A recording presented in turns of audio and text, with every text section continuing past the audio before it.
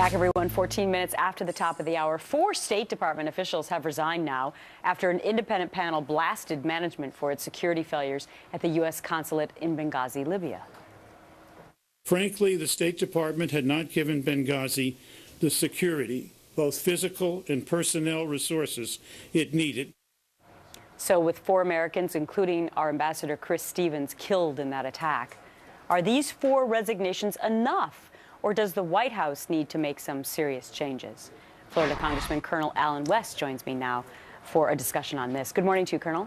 Good morning. How are you doing, Gretchen? I'm doing just great. So what do you think needs to be done now? Many people are waiting for Hillary Clinton to testify. Will that happen? Well, I think it has to happen. I'm not a doctor, but it seems as though that the Secretary of State has come down with a case of Benghazi flu. I think we have to get to the bottom of this. There's still very countless amount of unanswered questions. We need to know who really did alter the intelligence report.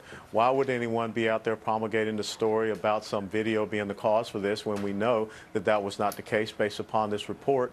And just because we see the resignations of these bureaucrats, and I find it very interesting that some of those were the ones that testified before the Government Oversight Committee, that does not mean that this ends. And I don't think that this should become the new normal, and the next thing you know, 4 years from now, we have Hillary Clinton running for president. When we had this death of the ambassador, there's 2 former Navy SEALs and a Foreign Service officer. But the 2 things that stood out to me in this report, number one, the report seemed to blame Ambassador Chris Stevens for having gone to Benghazi, which many people were upset about. But also that they said, the next time around, let's make sure this doesn't happen again. That kind of was upsetting, I think, to people who really would like to know the answers of why this actually happened in the first place.